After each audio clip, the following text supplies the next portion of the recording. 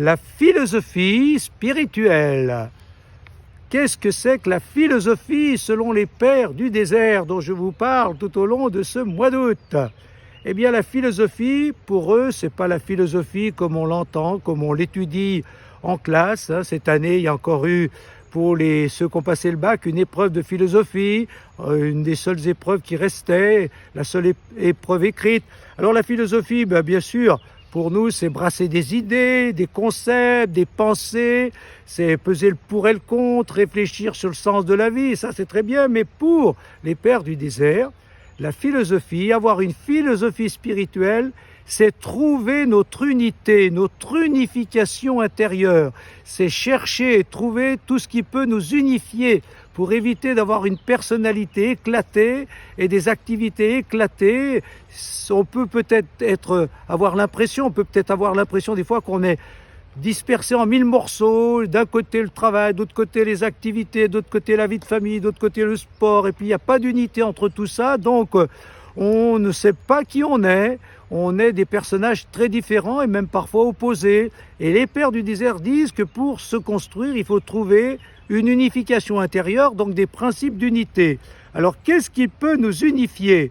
Eh bien c'est par exemple un chemin de vie, des principes de vie, ça peut être aussi bien sûr des valeurs, une valeur dominante qui nous permet de nous unifier, par exemple la générosité, la disponibilité, voilà, ou pour les sportifs, le dépassement de soi, on cherche à se dépasser dans tous les domaines, donc ça veut dire que peu importe ce qu'on fait, il y a cette valeur qui nous unifie. Ça peut être par exemple aussi, bien sûr, ça peut être aussi par exemple un souffle intérieur, une force intérieure. Il y en a qui disent, voilà, moi j'obéis à ce souffle intérieur, à cette force intérieure qui m'anime. Cette force, je ne sais pas trop ce que c'est. Pour certains disent, oui, c'est l'Esprit Saint, c'est Dieu.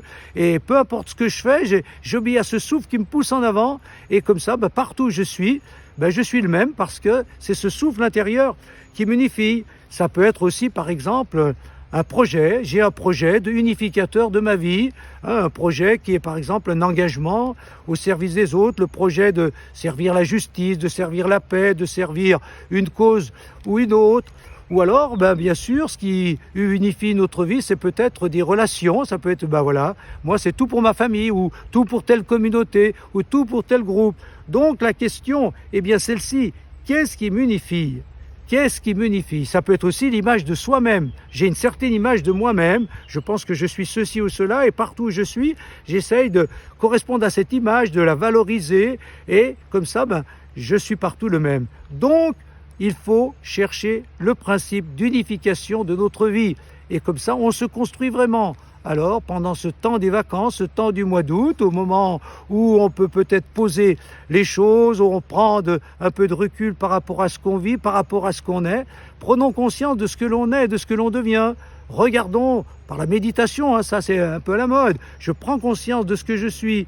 Et est-ce que je suis quelqu'un d'unifié ou est-ce que je suis dispersé à ce moment-là? Je réfléchis pour voir comment vivre cette unification intérieure.